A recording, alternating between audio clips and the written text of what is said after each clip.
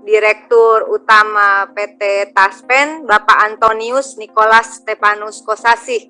Dari paparan Bapak, bahwa Taspen itu mengelola dana dari iuran ASN dan pejabat negara. Betul ya Pak?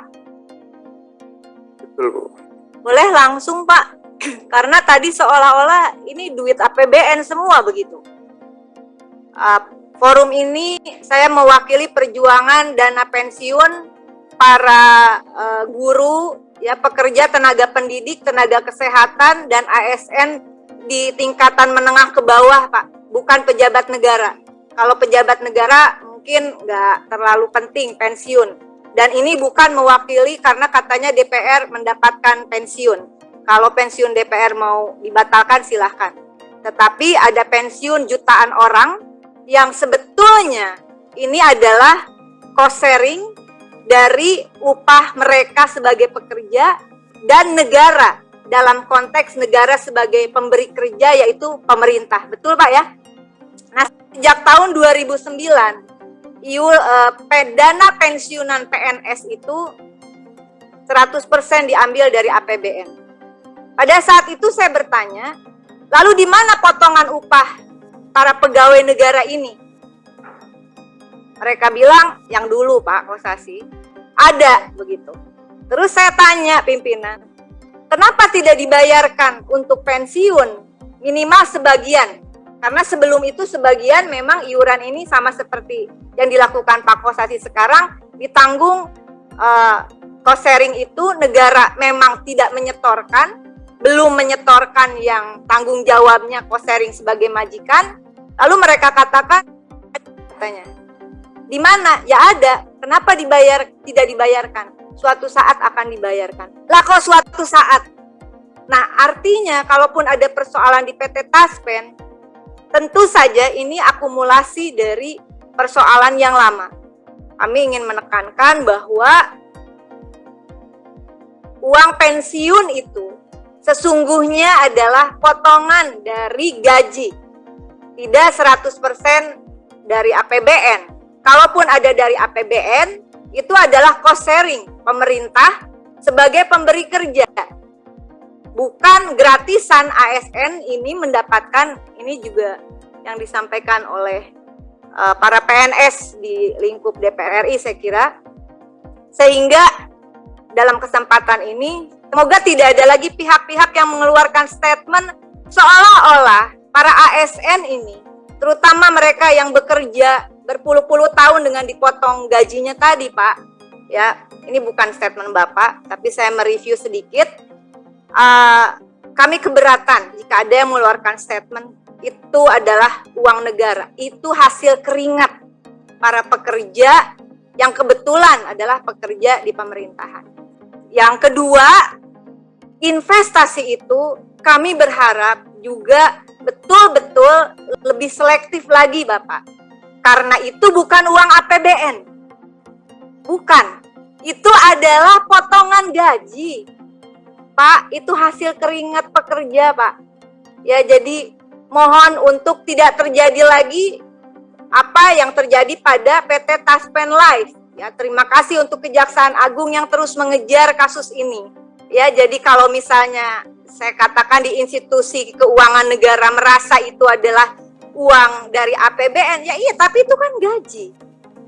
Gaji ya, gaji itu keringat, harus diberikan hasil keringat orang tuh nggak boleh kita makan Pak. Nauzubillah min dzalik. Saya nggak tahu mau fully funded, mau pay as you go, itu juga tidak dijelaskan secara detail kepada masyarakat, hanya dikatakan ASN menjadi beban negara. Yang mana yang jadi beban negara tuh jangan pukul rata ya.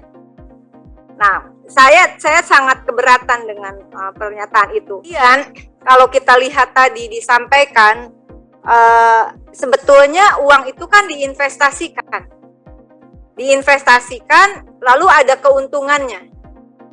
Nah, pay as you go ini ketika uang kalau saya salah tolong dikoreksi, diinvestasikan, maka seharusnya ada penambahan dari hasil keuntungan peserta yang sudah mengiur setiap bulan.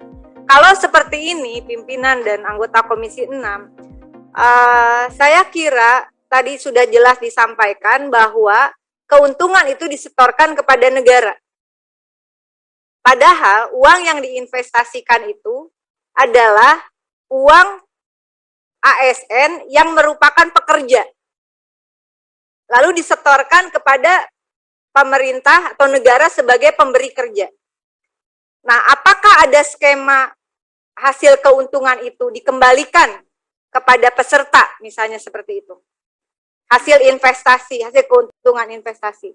Mungkin sedikit menjelaskan, Bu Rike, antara apa yang khusus untuk akumulasi iuran pensiun, kami tidak melakukan pembayaran dari dana yang kami kelola. Kami hanya menyalurkan pembayaran pemerintah yang dibayarkan oleh pemerintah melalui PSYugo. Jadi kami hanya dititipi dana. Jadi ini ada dana akumulasi iuran pensiun dikelola, imbal hasilnya harus sekian. Kami ya, tapi kan itu dibalikin ke negara. Iya betul, itu adalah titipan. Tapi pada waktu dibayarkan, pemerintah memiliki formula sendiri untuk pembayaran pensiun yang dibayarkan dengan APBN. Nah, jadi kami tidak memiliki kewenangan untuk dan juga tidak menguasai hitungannya berapa yang dibayarkan kepada pemerintah. Kami tahu berapa yang dititipkan dan berapa yang kami sampaikan imbal hasilnya. Tapi untuk pembayaran PSYugo itu hitungannya dari pemerintah. Berdasarkan formulanya Kementerian Keuangan. Formula. Iya. Berarti di PMK. Di Peraturan Menteri Keuangan. Tapi kami 52 itu hanya mengatur bagaimana kami berinvestasi. Ngelolanya bagaimana. Tapi kalau bayarnya berapa, itu anggarannya dari pemerintah, dari APBN, Bu. Jadi kami kalau untuk pembayarannya berapa, antara yang kami kelola dan yang dibayar itu berbeda. Kalau untuk AIP, untuk akumulasi iuran pensiun. Kalau untuk tabungan hari tua, yang kami kelola, itu yang kami bayarkan. Itu nyambung. Kalau yang AIP itu, yang kami kelola itu, kami kelola. Terus yang dibayar pemerintah itu dari sumber yang berbeda. Gitu. Jadi kalau yang dititipkan kepada kami, sudah pasti kami kelola, dan kelolaannya menghasilkan imbal hasil yang baik, habis itu kami laporkan ke pemerintah. Ini uangnya waktu dikasih pertama 100, sekarang sudah jadi 108, misalnya begitu, misalnya 8%. Ke 8% itu terhadap iuran yang dititipkan kepada kami. Jadi iurannya dikumpulkan di pemerintah, terus dititipkan kepada kami, terus kami laporkan lagi, kami kembalikan, setiap akhir tahun kami laporkan. Jadi jelas di sini bahwa yang dikelola oleh PT Taspen sebetulnya adalah uang yang dititipkan Kementerian Keuangan. Uang itu juga sebetulnya bukan uang Kementerian Keuangan, tetapi uang itu adalah potongan upah dari ASN dan pejabat negara yang kemudian diinvestasikan, yang JHT, jaminan tabungan hari tua dan jaminan kecelakaan kerja itu balik ke PT Taspen, diinvestasikan, yang ya lalu dikembalikan. Yang pensiun juga demikian. Tabungan hari tua, jaminan kecelakaan dan jaminan kematian itu langsung kami bayarkan ke peserta. Kalau pensiun yang dikembalikan, dititipkan ke Taspen, iya. Lalu Taspen mengelola investasi, setelah itu keuntungannya dikembalikan ke negara, tapi tidak langsung ke peserta. Peserta juga tidak bisa memantau sebetulnya perkembangan dari investasinya dia. Yang dari potongan gaji itu, ya Taspen nggak bisa jawab, karena itu adanya harusnya di peraturan khusus, ya, dan di skema yang khusus. Nah, yang penting saya kira tadi disampaikan, mumpung ya pimpinan sedikit lagi. Keuntungan, saya minta nanti tertulis, keburu saya lupa, laporan keuangan PT Taspen dari 2018 sampai 2021. 2021 aset ini ya, aset kelolaan 306,73 triliun, lalu kemudian keuntungan laba positifnya 377,61 miliar.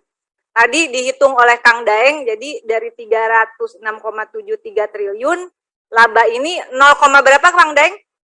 0, berapa keuntungannya? 0,1% dari 306,73 triliun. Nah, kami meminta apakah secara rinci ya Pak ya, di setiap tahun yang Bapak tulis ini, keuntungan laba bersih dan laba kotor atau net profit dan bruto profit, dan kemudian cost operasional untuk PT Taspen. Lalu kemudian berapa dana tantiem yang diterima oleh direksi dan komisaris per tahun ini? Ya, terima kasih.